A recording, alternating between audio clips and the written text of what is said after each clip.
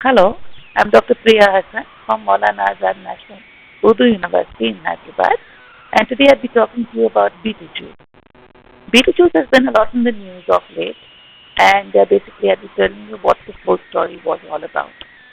Betelgeuse is a red supergiant which actually makes the left shoulder of Orion. I'm sure most of you all would know how to identify Orion. You have the base of Orion, which is made up of three stars, and Betelgeuse makes up the left shoulder. It's a red supergiant. And to actually see the size of the star, it's comparable to the size of Jupiter's orbit. So it's a huge star. And just to help you identify the star, I'm showing you two pictures. So there's one here again where you see Orion, the belt of Orion, the dagger which has Orion's nebula, and the left shoulder which is Betelgeuse. Another image over here where you see a winter sky, typically when Orion is well visible in the sky, and you can see Betelgeuse over here. So let us sum up the data we know about Betelgeuse. Betelgeuse is at a distance of about 200 parsecs, has an age of 8.5 billion years, and the progenitor main star should have had a mass of about 20 times the mass of the Sun. It rotates slowly, essentially because it has expanded its size to large size, so it has to conserve angular momentum, and that's how it spins once every 8.4 years. Just for comparison's sake, the Sun spins about once a month, and therefore even the rotation velocities of stars can actually be indicators of their age. You see the luminosity of Betelgeuse. The formula for luminosity is luminosity is equal to 4 pi r squared into sigma t bar 4, where r is the radius of the star and t is the temperature. Now Betelgeuse is quite cold, it's about 3500 Kelvin, but since its radius is so much larger than the radius of the Sun, hence we have the luminosity of Betelgeuse is much, much larger. And the mass loss is that Betelgeuse is basically a red giant. So this is a star which is basically finished burning off its hydrogen, and it's now using helium to form carbon, and it throws out a large amount of material away from it. So Betelgeuse does about 10 power minus 6 times the mass of the Sun per year. Just for comparison, the Sun base is less than 10 power minus 12 times Sun per year. So very detailed calculations have been made for Betelgeuse to basically tell us that Betelgeuse will run out of helium in about 10 power 5 years, in 100,000 years, and that's when we expect Betelgeuse to go supernova. Betelgeuse is also a variable star, which you can see clearly over here. There's a plot of the brightness of Betelgeuse in the years 2009 to 2018. You can clearly see that there is a variation. The primary pulsations repeat every 425 days. There are secondary pulsations too, which vary from 100 to 180 days to 5.9 years. Other than that, Betelgeuse has dark patches or sunspots on it. It also has bright patches, which could be because of rising gas, and which actually lead to variations in this variability when all these factors add on together. So Betelgeuse is a pulsating red supergiant, and it actually physically expands and contracts, and this takes place really giving a large variation in the size. So when the star is smallest and hottest, it extends to the orbit of Mars, but when it's largest and coolest, it will go up to Jupiter's orbit, and thus making it an interesting variable star. So the variation in the brightness in Betelgeuse is normal, but then what was all the noise about? The noise was about that recently, while people were observing Betelgeuse since October 2019, they realized that Betelgeuse has begun to dim, and dim to a much lower point. You can see over here 1.3 max, while if you remember the older plots, it typically ranged from 0.2 to 0.7 max, so basically half a magnitude was the variation, while here you had a variation about 1 magnitude, which was a brightness factor of 2.5, and this actually demoted Betelgeuse from the 11th brightest star to the 21st brightest star, which obviously was something shocking. So people were wondering why did it go so much fainter? Has it gone cooler? And if it's gone cooler, is it collapsing? And hence, is it going to suddenly later on, burst off as a supernova? And that's what people were expecting. So if you actually see this plot over here, you can see on the left that Betelgeuse is almost comparable in brightness to the gel, which is the diagonally opposite star. But now suddenly it became similar in brightness to Bellatrix, which does the other shoulder of Orion. If you were to look at the HR diagram, for stars, the Hertzsprung-Russell or the HR diagram is a diagram which basically is used to explain all parameters of stars. The y-axis of the HR diagram is the luminosity, or the brightness, while the x-axis is the surface temperature. So typically the left-hand side are hotter stars, while the right-hand side are cooler stars. It's a reverse kind of view. Betelgeuse occupies the upper right-hand corner, which basically shows that it's very luminous, like we already saw, but it's cold, 3,500 degrees, and it's about to be sun. Now the HR diagram is what is used to actually find out all other parameters for stars. For example, the parameters that I showed you for Betelgeuse are typically done by finding its position on the HR diagram and using it to find the mass, the radius, and other parameters, as well as the evolutionary state of the star. So we know that the star is not part of the main sequence when it burns hydrogen, but instead it's in the giant phase where it is actually fusing heavier elements. Here I have an animation to show you what's actually happening in Betelgeuse. It's a pulsating red giant. So you can see that there's a big difference in the size of the star as it is going from hot to cold, bright. Right. Now the sun we know is also a main-fixing star, which is also going to become a red giant after 4.9 billion years. And here in the plot you can see a comparison of the difference in size.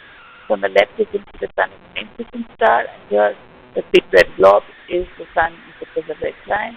When actually they have a diameter of 1 astronomical unit, which is of 115 kilometers.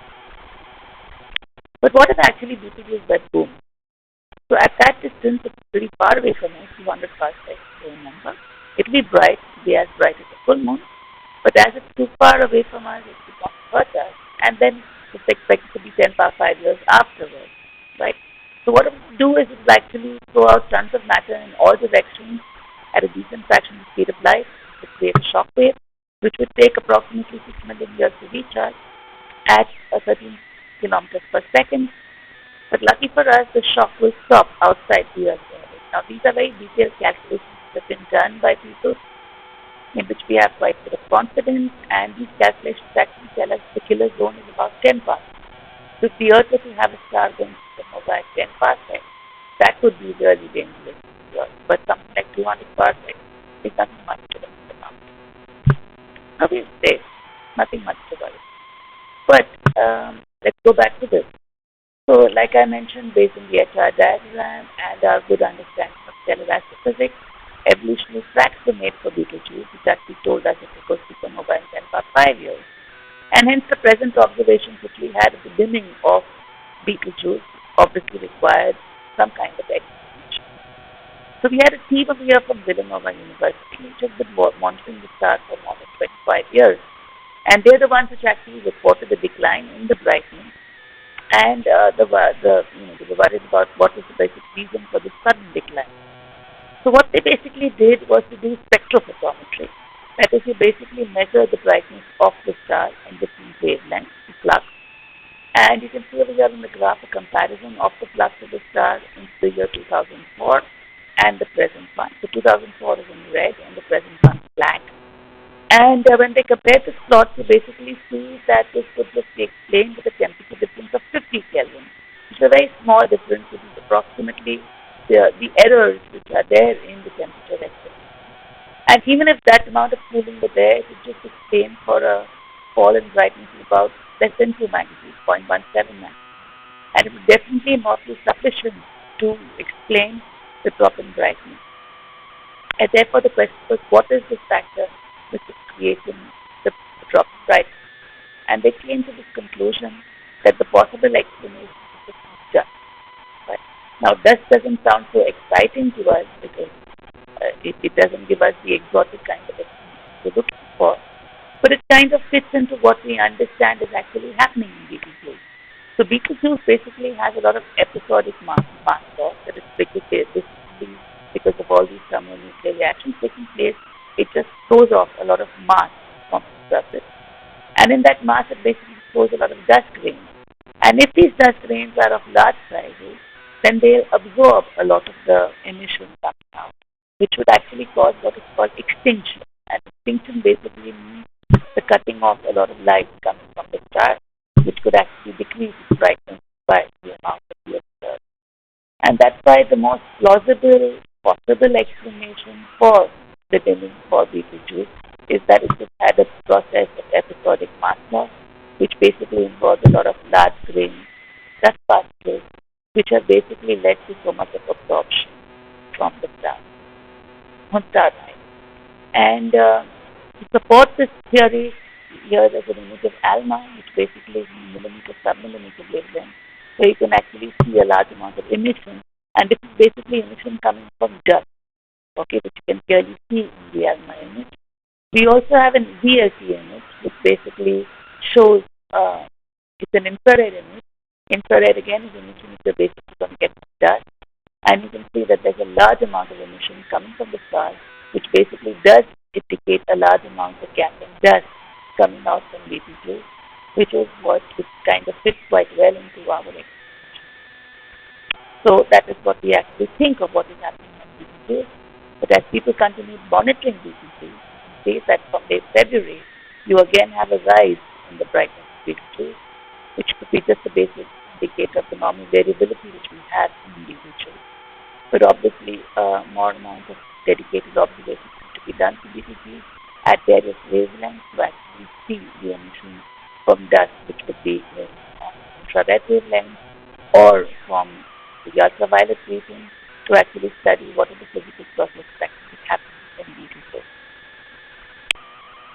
Now, just for this thing, spiral galaxies like the Milky Way approximately have 3 supernovae per century.